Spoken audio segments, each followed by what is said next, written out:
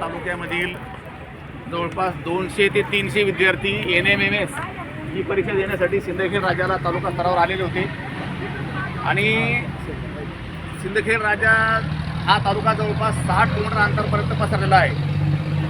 इतक्या लांबून विद्यार्थी आल्यानंतर या ठिकाणी जिजामाता विद्यालय सिंदखेड राजा या ठिकाणी त्यांची परीक्षा होती. सकाळी 10 वाजेपासून तर संध्या 3 वाजेपर्यंत पेपर चालले आणि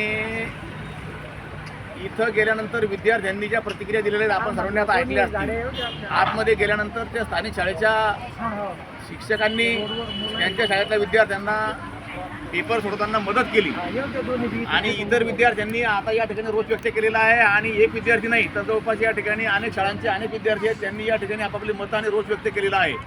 तर ही अत्यंत चीड आणणारी गोष्ट आहे आणि अत्यंत अन्यायकारक अशी गोष्ट या ठिकाणी घडलेली आहे.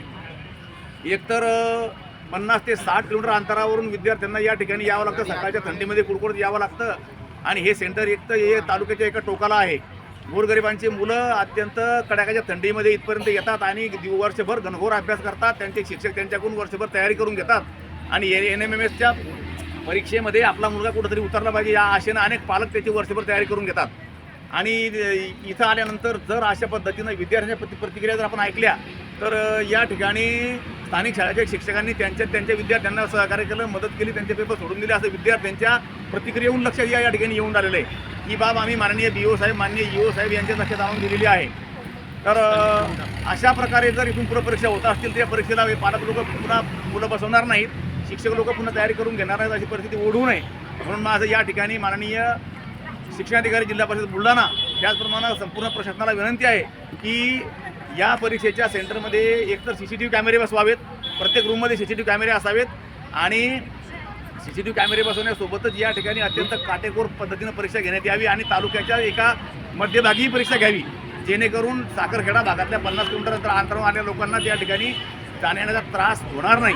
आणि इथं आल्यानंतर म्हणजे इथल्या शिक्षकांनी म्हणा किंवा इथल्या स्थानिक प्रशासनानं इथं सकाळी बाहेरून आलेल्या शिक्षक मंडळींना इथं जेवण्यासाठी सुद्धा उपलब्ध इथं जागा उपलब्ध करून दिलेली नाही. ठीक आहे, आम्हाला त्याच्याबद्दल काही आक्षेप नाही.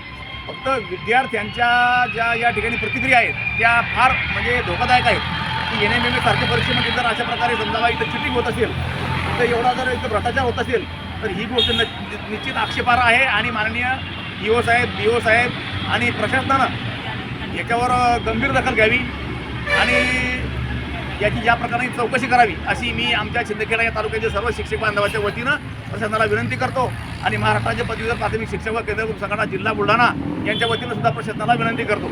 धन्यवाद.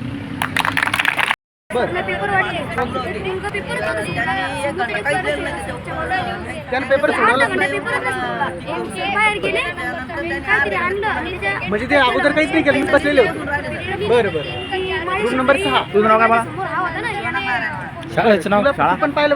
बरं, अच्छा, ओके. रूम नंबर किती? 4 नंबर 5 नंबर ना? तुझं पूर्ण नाव सांग. त्यानं पेपर सोडवला. शाळा कोणती बाळा तुझी? बरं, 50 किलोमीटर लांबून आलाय तू सिंदखेड राजा. बरं, बोला का?